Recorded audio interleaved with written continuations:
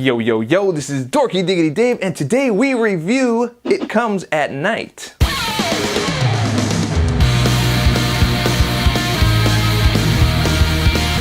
Welcome back, guys. We are talking about It Comes at Night, and this is a film from the studio A24, which usually has a lot of really good films that I like Enemy or Under the Skin and Ex Machina. Of course, there's a few others, but those are some of the top ones for me. So this movie is basically marketed as a horror movie, a suspense thriller, and if you're into that kind of thing, that psychological thriller kind of thing, you're probably wondering, is this worth your time? Is this a movie that you're gonna go out and really like? And if you are a fan of A24 films, is this one that will keep it going?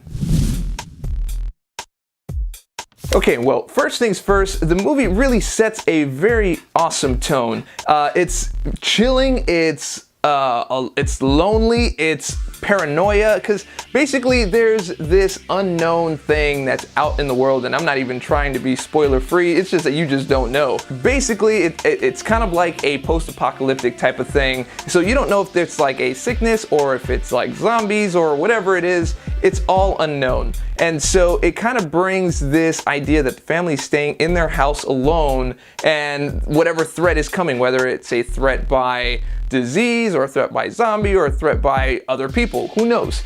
So with that, that's really set up well. I like that. The thing is, they do set it up as a horror movie, so your expectations going in are a little bit different than going in with just a pure psychological thriller. So I know there's probably slight differences between the two, but I guess in my case, I went in and I was expecting something a little scarier. That being said, the performances by the cast were excellent. You really do feel the dread, but there's a lot of downtime.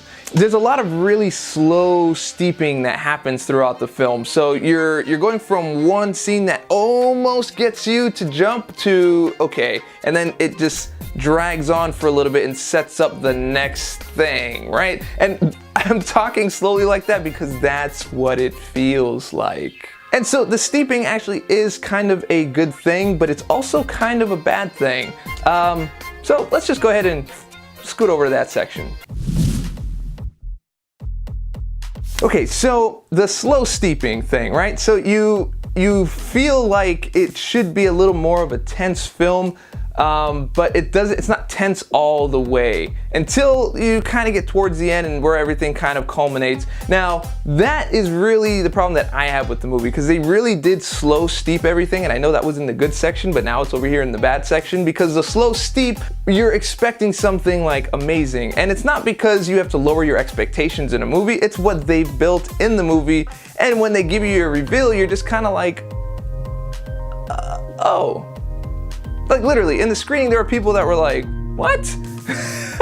So, as good as the movie was building itself up, I believe that all that steeping and all that investment just didn't pay off in the end. And so, I think the movie really suffered for that. So I know there's gonna be people that will look at this in a more artistic fashion, and that stuff is there, but it just wasn't enough there for me.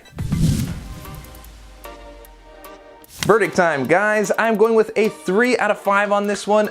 It wasn't excellent, but it also wasn't horrible. I just didn't like the ending on how they brought everything together. It might ruin the movie for some, and for others it might not, but it's sitting right there and it's just okay. Once again, this is Dorky Diggity Dave. You just saw the review for It Comes at Night, so if you liked the video, and I hope that you did, go ahead and click subscribe, click like, leave a comment. Share with your friends, share with your mama, all that stuff helps me out. And remember, stay dorky, and I'll catch y'all on the flip.